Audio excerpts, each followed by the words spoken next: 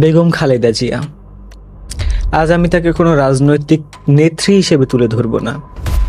আজ আমি তাকে তুলে ধরব এক জালেম শাসকের হাতে নির্যাতিত নিপীড়িত হওয়া মা হিসেবে। সাল 2018, শেখ হাসিনা সরকারের মিথ্যে মামলায় 5 বছর কারাবন্দী হন বেগম খালেদা জিয়া। কারাবন্দী করে তাকে বিভিন্নভাবে নির্যাতন নিপীড়ন করা হয়, যার ফলে অসুস্থ হয়ে পড়েছিলেন তিনি কারাবন্দী থাকা অবস্থায়। বিএনপি চেয়ারপারসন খালেদা জিয়া প্রচণ্ড অসুস্থ ও দুর্বল, তাই এই মুহূর্তে তাকে বিদেশে নিয়ে চিকিৎসা করা জরুরি বলে জানিয়েছেন বিএনপি মহাসচিব মির্জা ফখরুল ইসলাম আলমগীর। তার চিকিৎসার জন্য জামিন চাওয়া হলেও দেওয়া হয়নি জামিন, দেওয়া হয়নি কোনো উন্নত মানের চিকিৎসা। চালানো হয়েছে নির্যাতন নিপীড়ন।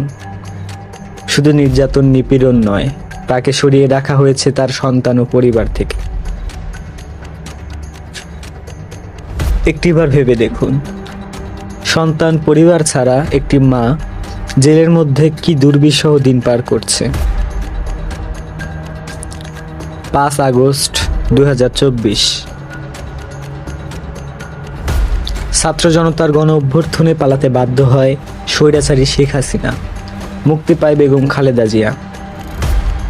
গত 8 জানুয়ারি তিনি তার চিকিৎসার কারণে লন্ডনের উদ্দেশ্যে যান। সেখানে দেখা হয় তার প্রাণের সন্তান তারেক জিয়ার সাথে।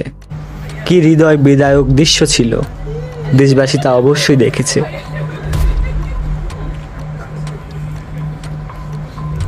6টি বছর পর মায়ের মুখ দেখল সন্তান।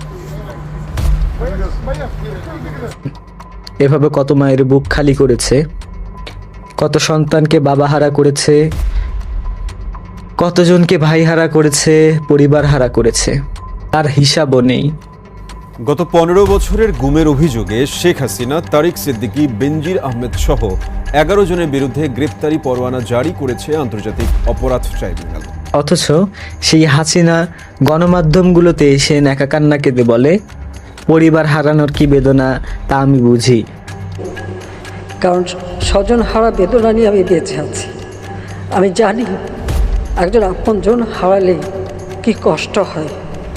মাঝে মধ্যে তার অভিনয়গুলো দেখে আমি নিজেই হতভম্ব হয়ে পড়ি। আমি কাকে দেখছি? কোনো রাজনৈতিক নেত্রী নাকি কোনো নাটকীয় মঞ্চের অভিনেত্রী? সবশেষে একটা কথাই বলতে চাই, জুলুম চিরস্থায়ী নয়। আজকে এই পর্যন্তই। আমি চেষ্টা করব আমার পরবর্তী ভিডিওগুলোতে স্বৈরাচারী শেখ হাসিনার অন্যায়, অত্যাচার, নিপীড়ন এগুলো তুলে ধরার। পরবর্তী ভিডিওগুলো পেতে ফলো করে সাবস্ক্রাইব করে পাশে থাকবেন।